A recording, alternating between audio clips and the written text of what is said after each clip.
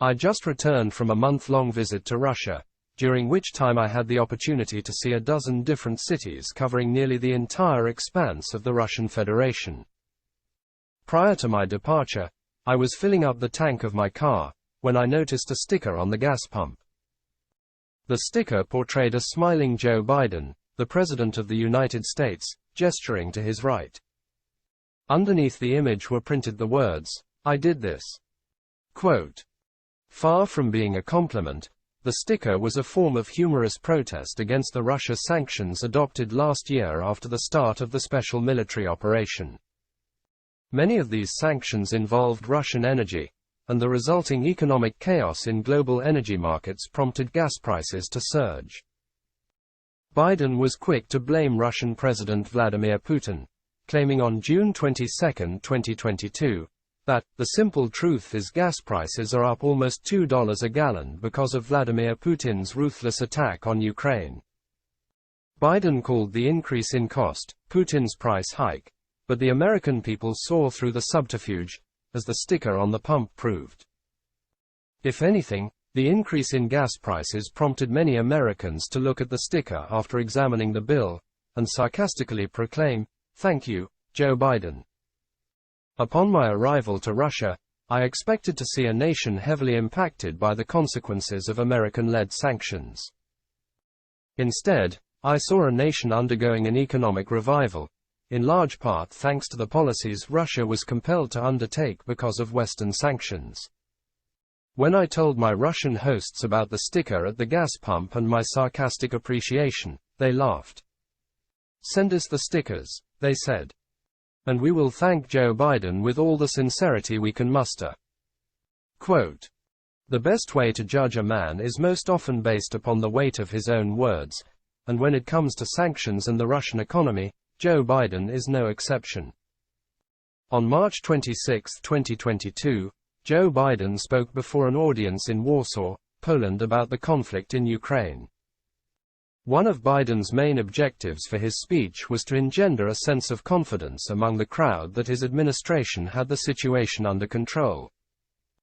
The heart of Biden's argument was the detrimental impact the program of systemic economic sanctions championed by the US, the European Union, the G7, and NATO were having on the Russian economy. A little more than a year later, Biden's words have come back to haunt him. As a result of these unprecedented sanctions, Biden then crowed, the ruble almost is immediately reduced to rubble. The Russian economy, that's true, by the way, it takes about 200 rubles to equal $1. While I was in Russia, the exchange rate hovered between 79 and 81 rubles to the dollar. The Russian currency is stable, backed by a strong and vibrant economy. Moreover, unlike during the pre-sanction period, the ruble today is a convertible currency, used to pay for Russia's international business transactions, especially in the field of energy, once the exclusive domain of the petrodollar.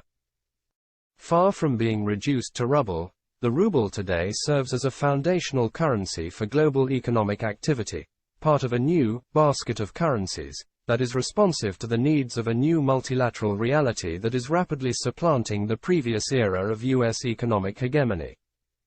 Thank you, Joe Biden. Quote.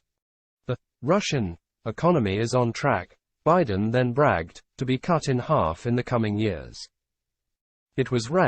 Russia's economy was ranked the 11th biggest economy in the world before this invasion.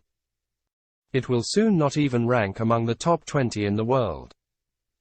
The Russian economy currently retains its rank as the 11th in the world, based upon standard gross domestic product, GDP, comparisons.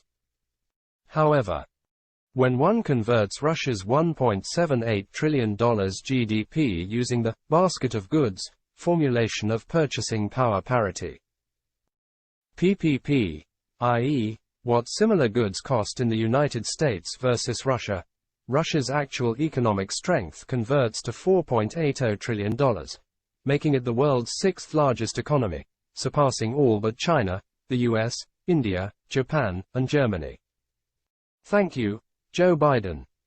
Taken together, these economic sanctions, Biden then pontificated, a new kind of economic statecraft with the power to inflict damage that rivals military might.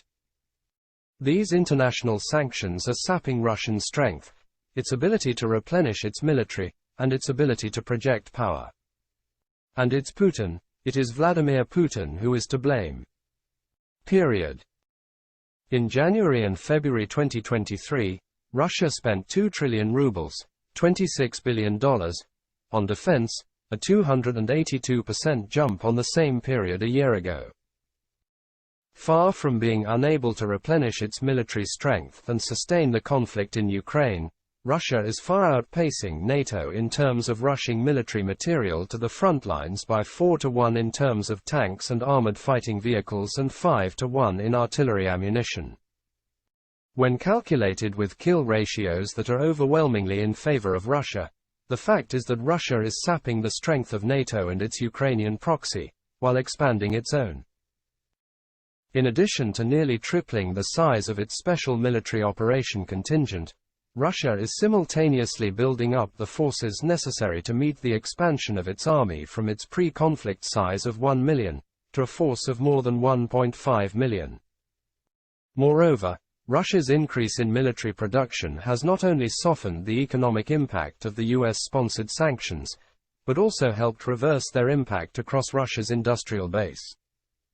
Everything I saw while touring Russia underscored the incontrovertible fact that, because of Western sanctions, the Russian economy has been compelled to undertake changes which have not only made it more resilient, but also more productive and efficient. Foreign investments are surging in, proving that there is a world that exists beyond that controlled by the American economic hegemon. Moreover, because sanctions have curtailed the previous practice of Russian business tycoons sending their wealth abroad, there is a huge amount of domestic economic capital available for reinvestment into the Russian economy. This truth was evident in every city I visited, where there were unprecedented levels of infrastructure improvements and new construction taking place.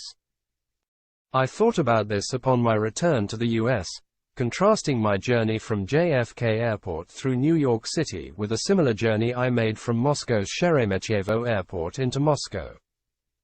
My New York journey took me from a decaying airport, through decaying highways and bridges, into a decaying city.